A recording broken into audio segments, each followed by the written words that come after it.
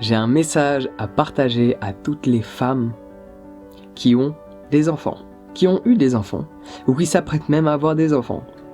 Mais je pense que les personnes les plus aptes à comprendre le message, ce sont toutes ces femmes qui ont déjà eu un enfant. Et tu vas vite comprendre pourquoi. J'imagine que quand ton enfant te tétait le téton, parfois c'était plaisant, parfois pas.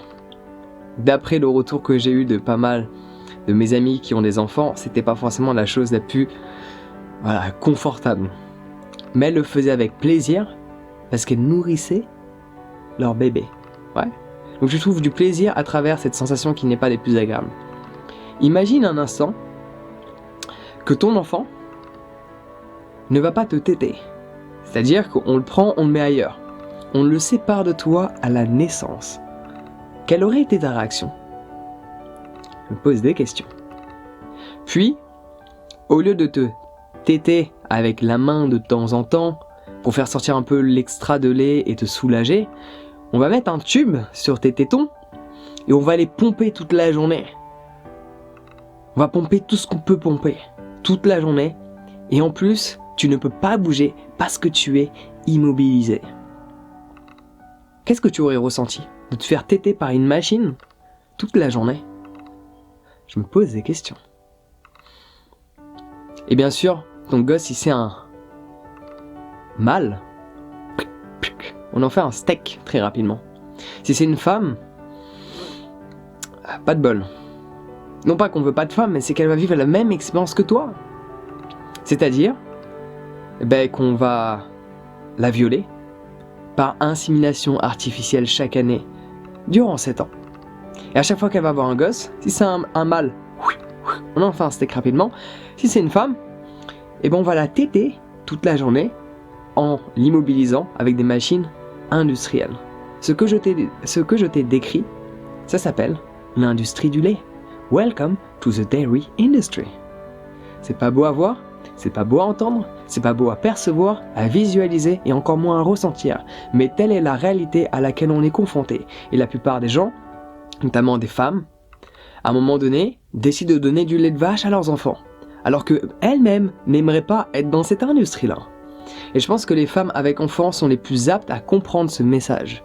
Alors bien sûr, que tu sois un homme ou une femme, t'es apte à le comprendre. Que tu sois jeune ou vieux, t'es apte à le comprendre. Que tu veuilles des enfants ou pas, tu es apte à le comprendre.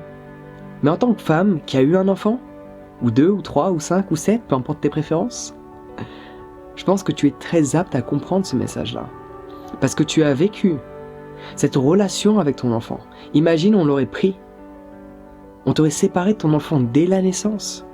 Et on aurait pompé tout ton lait, non pas pour lui donner, mais pour le vendre à d'autres espèces animales. Quelle aurait été ta réaction ? De la joie ? Sûrement pas. Ouais. Mais quand tu achètes une brique de lait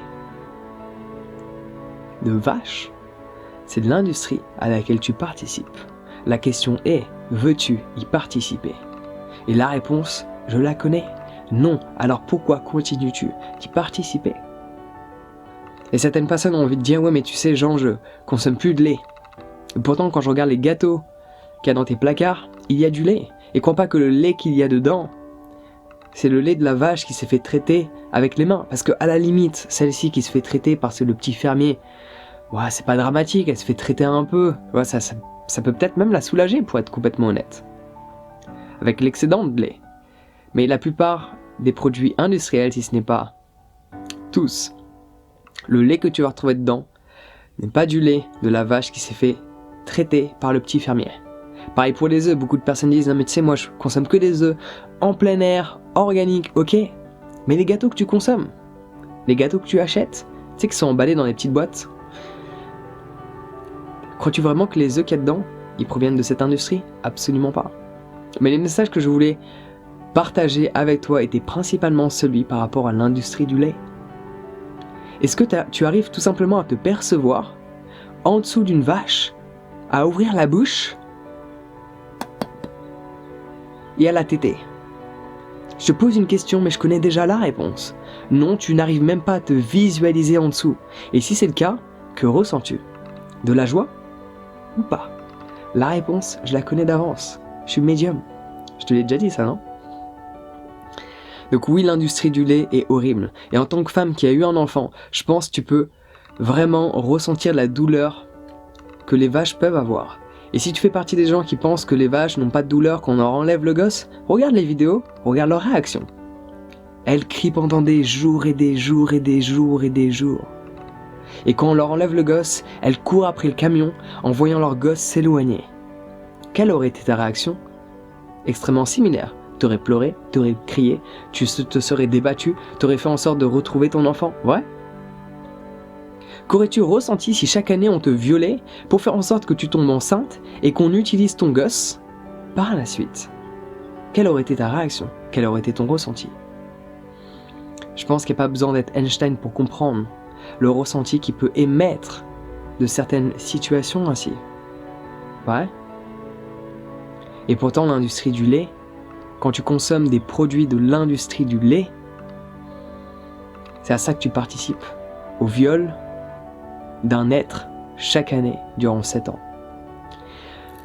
Chaque année à la séparation d'une mère et de son enfant. Veux-tu y participer? Sans même parler du fait que donner du lait de vache à ton enfant, c'est pas bon pour sa santé. Il y a beaucoup trop d'hormones. Il y a beaucoup trop d'hormones. Et tous ces trucs de les os costauds, machin, c'est des conneries. Il y a que 30% du calcium dans les os. Il y a que 30% du calcium du lait de vache que ton corps peut pleinement assimiler, contrairement aux légumineuses où ça va être du 75%. Sans parler des antibiotiques que tu files à ton gosse à travers le lait, parce que oui, la vache, elle n'est pas faite pour rester dans des conditions ainsi, et donc du coup on lui donne plein de médicaments pour qu'elle tombe pas malade, parce qu'on cherche à l'exploiter le plus longtemps possible. D'ailleurs, la 7e année, on se pose des questions encore comment elle fait pour survivre, parce qu'elle est dans des états mais catastrophiques. Veux-tu participer à ça? Parce que des alternatives, il y en a. Et si tu regardes toutes les études par rapport à l'ostéoporose, au cancer du sein, les pays qui en développent le plus sont les pays qui consomment le plus de lait, notamment la Suède. Pourquoi? Coïncidence? J'ai arrêté de croire aux coïncidences et j'ai commencé à regarder les faits, les actions et des résultats reliés aux actions. Veux-tu participer à cette industrie? Honnêtement, je pense pas. Alors pourquoi continues-tu de consommer des produits qui font en sorte que cette industrie continue de grossir? Donc j'espère sincèrement que le message est passé. N'hésite pas à le partager à un maximum de femmes qui ont des enfants si celui-ci t'a touché. Et peut-être que j'ai oublié certains aspects qu'il aurait fallu éventuellement développer au sein de cette vidéo. N'hésite pas à les partager dans les commentaires. Je les prendrai en considération pour une prochaine. Sur ce, prends soin de toi, passe une excellente journée et à très vite.